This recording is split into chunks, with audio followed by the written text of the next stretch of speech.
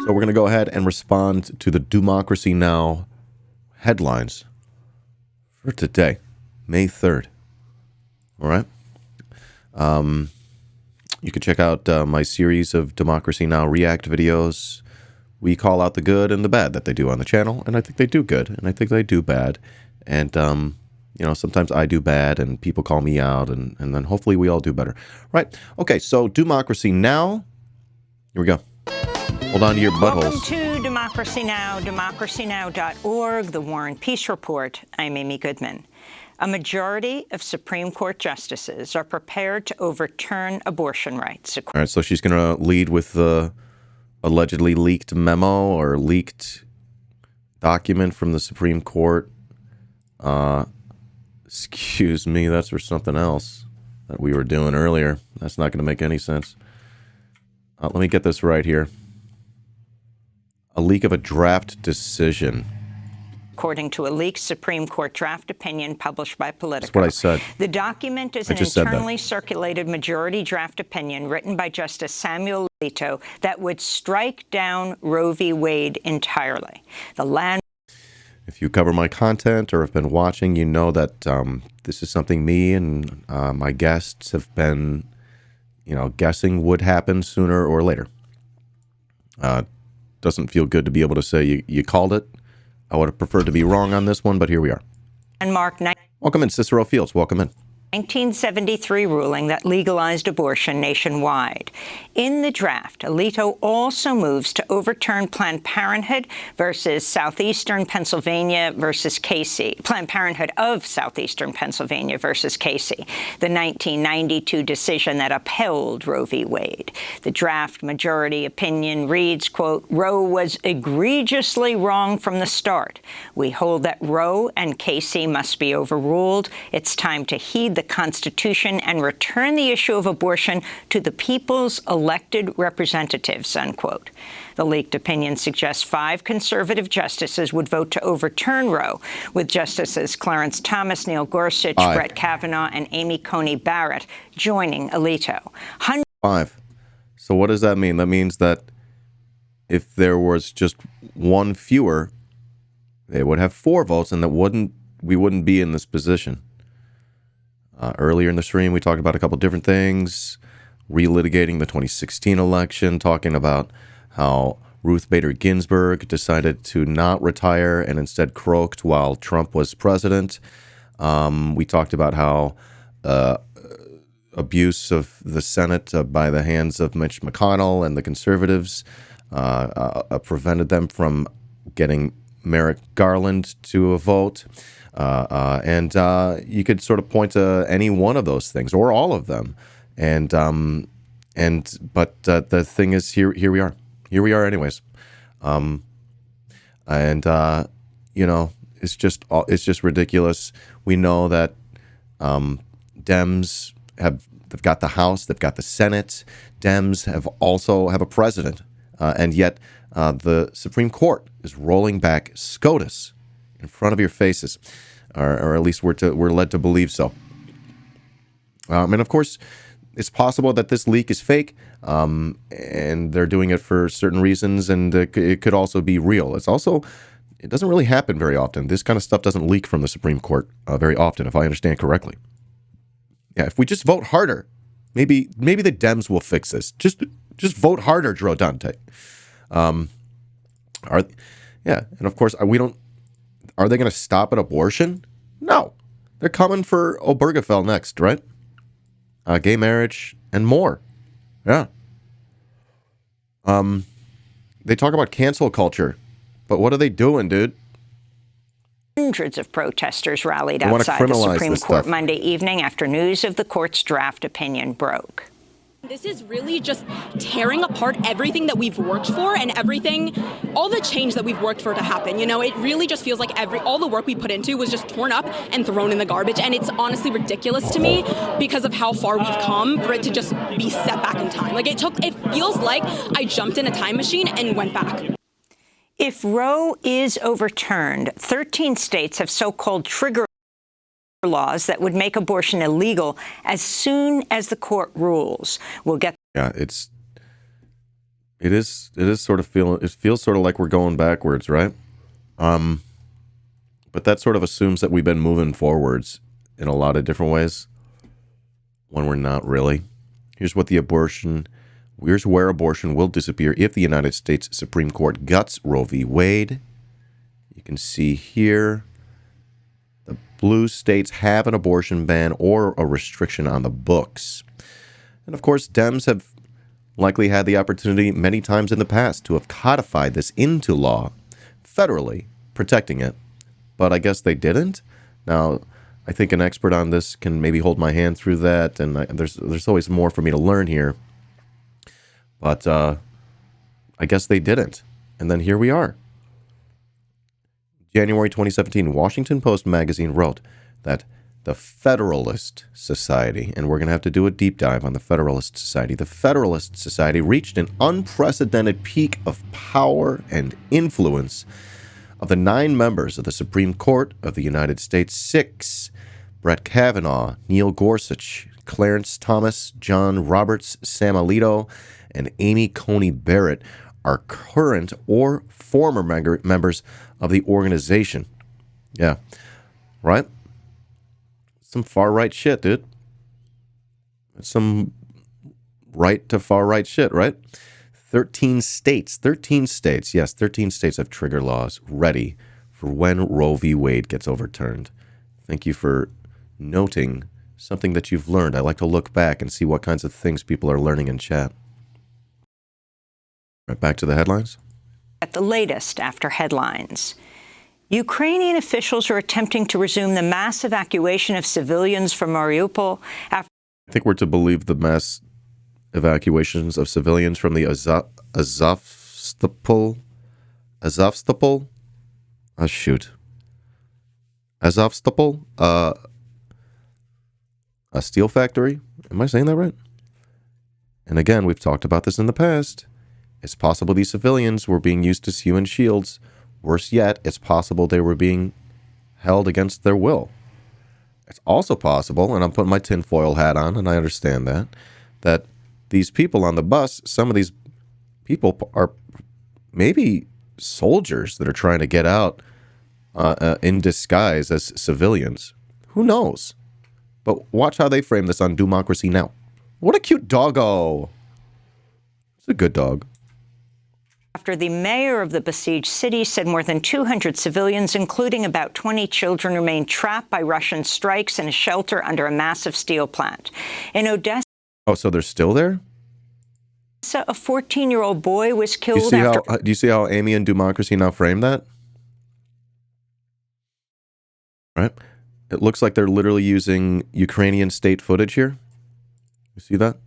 Why would the Dems ever guarantee protections for abortion rights?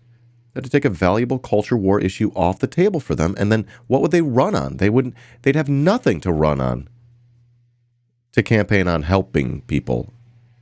Right? Exactly right. I think that's on this. I think someone earlier mentioned that, and I think that's just right on, by the way. I think that just makes a lot of sense. They're paid to lose. This is actually maybe the best example of them being paid to lose, right? Isn't that wild? Connecticut set up legislation for people who've gotten an abortion to counterclaim if they're sued. Wow. So this is something states could do. Legislatures. After a Russian rocket struck a strategically important bridge in the Black Sea port city. Elsewhere, Ukrainian officials said... Literally said State Emergency Service of Ukraine. I'm right. They're literally using state Ukraine footage. Important bridge in the Black Sea port city. Elsewhere, Ukrainian officials said at least 9 civilians were killed by Russian fire. Ukrainian officials are saying this. They're just literally uncritically saying what Ukrainian officials are saying in the middle of a war. In the middle of the fog of war, they're just uncritically parroting one side.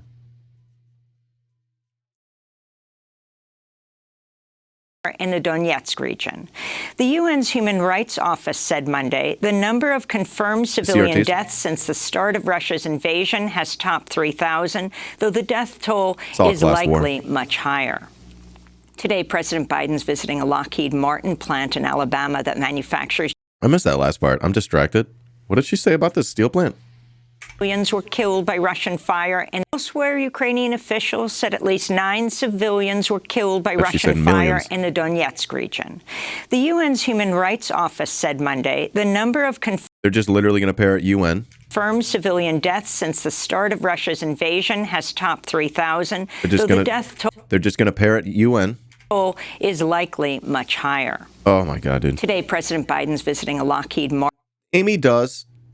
I think, to be fair, I think she talks about the dangers of escalation. Oftentimes, she talks about it with the guests. Oftentimes, she talks about it when saying what Putin says. And to be fair, when she does the headlines, she also does that uncritically. Am I mistaken about that? She does it uncritically, but she often juxtaposes it with something that I think maybe her or the producers think, undercuts what he's saying. You know what I mean? So there's like strategic choices being made editorially despite presenting factual, despite presenting, things in an uncritical way. Isn't that weird?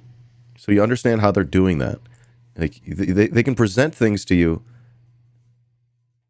that are factual or are coming from certain sources, and they can do that uncritically and just say it.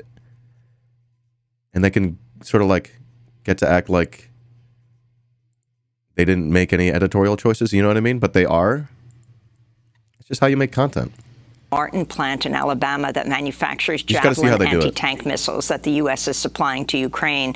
His trip comes after the Pentagon said Russian President Vladimir Putin could formally declare war on Ukraine as soon as May 9th. The Pentagon said. Russian holiday known as Victory Day, which commemorates the Soviet Union's defeat of Nazi Germany in 1945. And of course, we know, if you've watched my channel or if you're a history person, you know that the Nazis killed 27 million Russians during World War II. A declaration of war would further free up Putin to mobilize Russia's reserve forces and draft more conscripts. So far, Putin has only referred to the invasion as a special military operation. We'll have the latest on Russia's invasion of Ukraine later in the broadcast. The European... Do older people become more conservative? I'm getting more left as I go. I don't get that at all. The European Union's top energy official has rejected a scheme by foreign companies to convert their payments for Russian oil and gas into rubles. EU Energy Commissioner Kadri Simpson said Monday the arrangement violates European Union sanctions imposed after Russia's invasion of Ukraine. Paying in rubles through the conversion mechanism managed by the Russian public authorities and a second dedicated account in Gazprom Bank is a violation of the sanctions and cannot be accepted. In Berlin... Simpson? So she's not a simp? Two government ministers said Monday Germany's prepared to reverse... Thank you, Jeremiah. Gifting a subby to Not Scones. Thank you, Jeremiah, on Twitch. Love your face. Thank you for your support. Its opposition to a ban on Russian oil and is prepared to suffer the economic shock of an EU oil embargo. Germany continues to import about a quarter of the oil it consumes and more than a third of its natural gas from Russia. COVID-19 cases are rising again in South Africa in what public health officials worry could be a sign of things to come in other nations, including the United States. South Africa's fifth coronavirus wave is being fueled by the BA4 and BA5 subvariants of the Omicron variant, which swept the world after it was first detected in Southern Africa last November. The latest variants have mutations that appear to help them evade people's immune responses to other variants, including earlier forms of Omicron. In China, authorities reported 58 new coronavirus cases in Shanghai outside of areas of the city under strict lockdown. It's the latest blow to China's zero COVID strategy and comes after Beijing canceled celebrations. What? Are you going to act like China's not doing a good job with this? And public gatherings around the May Day holiday in order to press ahead with mass testing for millions of residents in China's capital city. This is Amy. She just has this thing where apparently she just fucking hates Chinese people. It's the wildest thing. I don't know what the deal is. She just breathlessly loves participating in, Cold War 2.0 propaganda. She's just the worst, dude. She's doing a China bet when she's like her crew and the Doomacracy Now and her should shut the fuck up. Like, what do they want? They want to have like 1 million dead like we have here, and there's probably more than that. Every time they talk about this, they're like, oh, China's suffering from this lockdown. No, we're suffering from not having one. Figure it out. She takes any chance she can say China bad. She takes every opportunity. But oftentimes she's wrong. We know she participated in the Uyghur genocide myth. And that's like CIA propaganda. She's trash sometimes. But sometimes she's good. Like so many things, China's approach towards COVID should be the model. Yeah, she should be celebrating it, but every time she tries to like take an opportunity to make it look bad.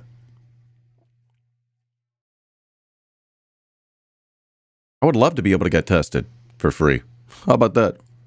Blamey Badman, dude. New York City has raised its COVID-19 risk level to medium as cases continue a steady rise across the U.S., led by northeastern states. Officially, New York City is recording about 2,500 new cases a day, but those numbers are likely a significant undercount due to the growth of at-home testing. You just said when they had 50 in China, it was a significant blow to their zero COVID policies, but this is not a big deal. What's the deal? On Monday, Mayor Eric Adams, who recently recovered from COVID-19, said he isn't prepared to close down the city again, but would consider reimposing public health measures like mask mandates and requiring proof of vaccination at some venues. Human rights groups say there's mounting evidence El Salvador's authorities have been committing serious violations since a state of emergency was imposed in late March in response to rising homicides attributed to gangs. Human Rights Watch and the Salvadoran-based Cristasol say at least 2 people have died in custody, while Salvadoran media is reporting the death of at least 3 others. Over 22,000 people have been arrested in just over a month, with many relatives saying they aren't informed of their loved ones' whereabouts. Oh, that's pretty wild, huh? That sounds bad. Like it would be really bad if they were doing this places. Like if they were doing this places, we were sending, the United States government was sending arms, right? Are they doing that here? I don't know. Jeremiah, thanks again. Thanks for the gift subby. PM Triox, you got a gift subby. Thank you. There's also evidence of police and soldiers beating people in custody. Thousands remain in pretrial detention, including dozens of children. The Biden administration said Monday it's disturbed by reports that a prominent critic of Egypt's government died in the custody of security forces after he was forcibly disappeared in February. Ayman Haddoud died a month after his arrest, but his family only learned of his death in mid-April when they were asked to collect his body from a psychiatric hospital in Cairo. Authorities claimed he died of a chronic heart condition, but leaked photos of the body suggest Haddoud had a broken skull and showed signs he was tortured before his death. On Monday, State Department spokesperson Ned Price responded to the reports. We are deeply disturbed by reports surrounding the death in custody of Egyptian researcher Ayman Haddoud and allegations of his torture while in detention. The circumstances of his detention, his treatment, of his death, we think require a thorough, transparent, and credible investigation without delay. We have made clear, including with our Egyptian partners, that human rights are a priority. In January, that's not true, though. We have every reason to believe that that's not true. Just reading the script over there, yeah. Yeah, U.S. notoriously pro-human rights. And of course, they're just letting Ned Price say the State Department line, and they're being uncritical about it. I don't think this helps Doomacracy Now's viewers. In fact, I think this misinforms them. And they may be doing it intentionally. How do you do this after so many years? Like literally let people like Ned Price just talk on your platform and then you don't say anything about it? How are you going to do that for years? I don't know. Like they do it. That's what they do on Doomacracy Now. I don't know. It's just what they do. Right? January, the Biden administration said it would cancel $130 million in military aid to Egypt over human rights concerns. However, it made the pledge just days after the U.S. approved a far more massive weapons sale to Egypt worth $2.5 billion. President Biden met Monday with the parents of Austin Tice, the freelance journalist and former U.S. Marine abducted in Syria nearly a decade ago. Wow, man. In a statement, the White House said Biden pledged to Tice's family he would continue to work through all available avenues to secure Austin's release. Tice was working as a freelance journalist in 2012 when he was abducted whilst covering Syria's civil war. Later that year, a video posted to a pro-government website showed Tice blindfolded, looking distressed and surrounded by men armed with machine guns. Earlier this month, his mother, Deborah Tice, told Houston Public Media the biggest roadblock to securing her son's release is no longer the Syrian government. She said, quote, "It breaks my heart to tell you the Syrians are not the obstacle now. The obstacle is really in Washington, D.C., unquote. To see our interview with the Tice family, go to democracynow.org. The Committee to Protect Journalists is demanding the release of Ethiopian journalists Desudala and Bikila Emenu. It would be really funny if I could figure out how to like get OBS to track her face and then put the MF Doom mask over her face. I think that'd be amazing. The pair faced the death penalty on charges of outrages against the Constitution after they documented wars and human rights abuses committed in Ethiopia's Tigray and Oromia regions. The call for their release came ahead of World Press Freedom Day. At the Vatican, Pope Francis paid tribute to journalists during his weekly address Sunday. On May 3rd, UNESCO's World Press Freedom Day will be celebrated. I pay homage to journalists who pay in person for this right. Last year, 47 journalists were killed and more than 350 were jailed around the world. Special thanks to those who, with courage, keep us informed about humanity's wounds. Reporters Without Borders has ranked the United States 42nd out of 180 nations in its annual Press Freedom Index, warning violations in the U.S. are increasing at a troubling rate.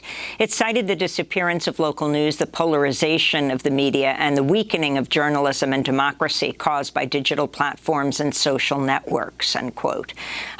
Hello? Amy, we're watching like unprecedented crackdowns on media right now because of this war, dude. How are you not going to say that? Hong Kong's Press Freedom Index ranking plummeted to 148th as China's central government adopted a national security law aimed at silencing independent voices. Meanwhile, Russia's... It's just incredible, dude. She loves doing the China bad, but she can't look at at her own home. My God, dude. Lamey Badman. Press freedom ranking fell to near the bottom as the Kremlin launched a massive disinformation campaign to support its invasion of Ukraine, where officials say at least 20 journalists and media workers have been killed or injured. Oh, my God. She's so bad. Are you kidding me, Amy? Today is World Press Freedom Day. Much of New Mexico is under a critical fire alert today after gusty winds and dry conditions pushed a massive wildfire toward the town of Las Vegas, home to 13,000 people. The fire is already on track to become... Amy, blink once if the CIA is forcing you to say this. Just blink once. Largest and most destructive in New Mexico's recorded history. Some 90% of the western United States is in drought, with officials warning of an extended wildfire season due to the worsening climate emergency. Tennessee has halted 5 executions through the end of the year. While an investigation is underway into the state's failure to properly test its lethal injection drugs, the execution of 72-year-old Oscar Smith was stopped yesterday, an hour before he was scheduled to be killed, because the drugs had not been tested for the contaminants endotoxins, which could trigger respiratory failure or other distressing symptoms if injected. Here in New York, Amazon workers at a second Staten Island warehouse have voted against forming a union. There were 380 votes in favor, while over 600 opposed. This comes a month after an adjacent Amazon warehouse in Staten Island successfully formed Amazon's first union in the United States. Organizers vowed to keep fighting. This is Derek Palmer, Amazon Labor Union's Vice President of Organizing. We've been organizing, campaigning for a long time, put in a lot of work. So we shouldn't be discouraged at all. We have other buildings. We have over 100 buildings throughout the U.S. that want to organize and they want to unionize. We already set the tone with JFK, so we just got to continue. That's all it's about.